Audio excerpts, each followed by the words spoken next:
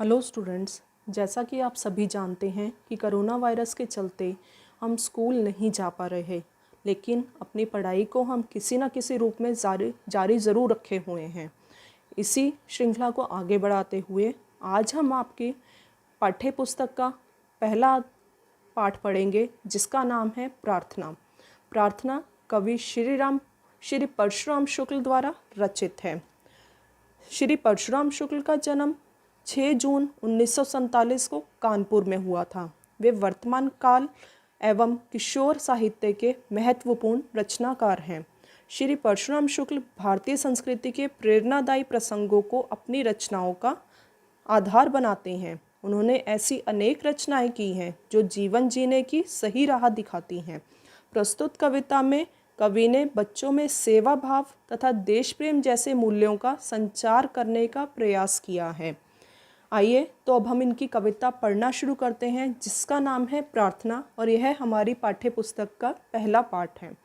भगवान हमें तुम दो शक्ति, मन में भर दो श्रद्धा भक्ति। हे भगवान, हमें इतनी शक्ति दो कि हमारे मन में आपके लिए श्रद्धा भाव भरा रहे, भक्ति का भाव हमेशा हमारे मन में आपके लिए भरा रहे, कभी हमारे मन में से आपकी भक्ति का भाव कम ना हो। अज्ञान अंधेरा दूर करो, जीवन में नव चेतना भरो।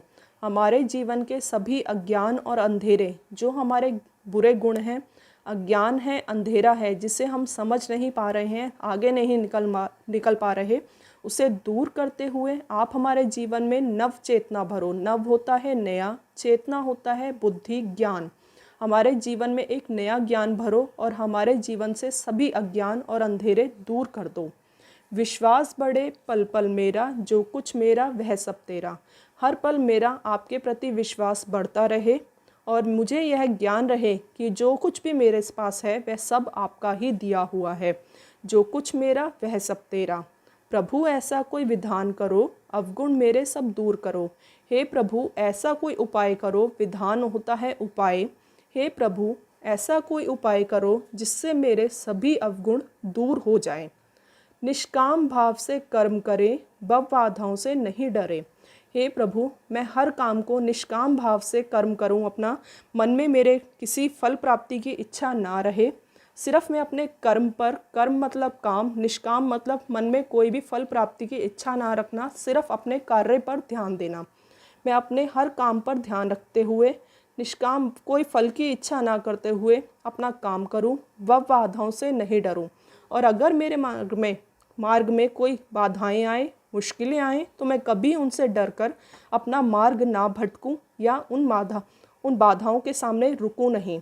उनके सामना करते हुए, उनका आगे बढ़ते हुए अपने जीवन की हर ऊंचाई को प्राप्त करूं। दुखियों के सब दूर करे, भूले भटके के कष्ट हरे। हे भगवान, मुझे इतना सामर्थ्य दो कि मैं हर दुखी का दुख दूर कर सकूं। कोई दुखी अगर मेरे सामने आए तो मैं उसके दुख को दूर कर सकूं।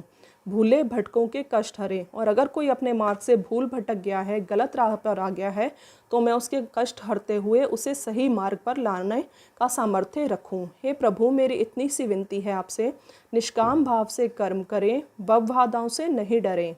किसी भी कार्य को करते हुए मैं फल प्राप्ति की इच्छा ना करूं, हर मुसीबत का सामना करते हुए आगे बढ़ूं। और कोई दुखी मुझे मिले तो मेरे अंदर इतना सामर्थ्य हो कि मैं उस दुखी के दुख दूर करते हुए उसके जीवन में खुशहाली ला सकूं, भूले भटकों को सही राह पर ला सकूं और उनके कष्टों को दूर कर सकूं। निष्पाप निष्कपट हो जीवन, निर्मल हो अपना तन मन धन। मेरा जीवन निष्पाप हो, उसमें कोई पाप ना हो, निष्कपट, कोई छल कपट ना हो मेरे जीवन में, निर्मल हो अपना तन मन धन। और मेरा तन निर्मल हो, स्वच्छ हो, मन स्वच्छ हो, उसमें कोई अवगुण ना हो, कोई बुराई ना हो किसी के लिए, और धन जो हो वह किसी लालच से या किसी बुराई से कमाया हुआ ना हो। निर्मल हो अपना तन मन धन। तन भी मेरा निर्मल हो, स्वच्छ हो, मन भी मेरा स्वच्छ हो, कोई बुराई ना हो, और धन भी मैंने किसी बुराई से ना कमाया हो परम धर्म मानव सेवा, देवाधिदेव मानव देवा।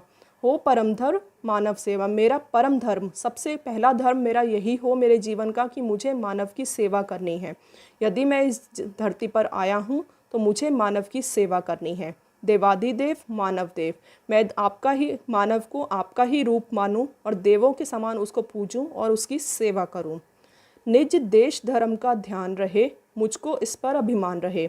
मुझे अपने देश के हर धर्म का ध्यान रखना है कि मुझे अपने देश में कैसे आगे बढ़ना है। निज मतलब अपना, देश धर्म का ध्यान रहे। मुझे अपने देश के धर्म का ध्यान रखना चाहिए कि मेरी भारतीय संस्कृति क्या है, कैसे मैंने उसे संजो कर रखना है और कैसे उसे आगे बढ़ाना है। मुझको इस पर अभिमान रहे। मुझे अपनी भारतीय संस्कृति पर हमेशा अभिमान रहे। किसी को देखकर मैं उसके आगे झुकूं नहीं। अपनी संस्कृति पर घमंड रहे, गर्व रहे मुझे। बाधाएं इन पर आ जाएं तो हंसकर हम बली हो जाएं। और अगर कभी मेरे देश पर कोई बाधा आए तो मुझे अगर उसके लिए शहीद भी होना पड़े तो मैं हंसता हंसता अपने देश के लिए शहीद हो जाऊं।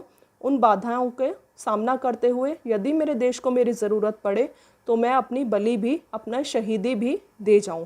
मेरे अंदर इतना सामर्थ्य हो कि मैं अपने देश के लिए हर कोशिश करूं उसे आगे बढ़ाने की, और कभी मेरे देश को ज़रूरत पड़े मेरी शहीदी की तो मैं उसके लिए वह भी अपने हंसते हंसते अपनी शहीदी दे दूं।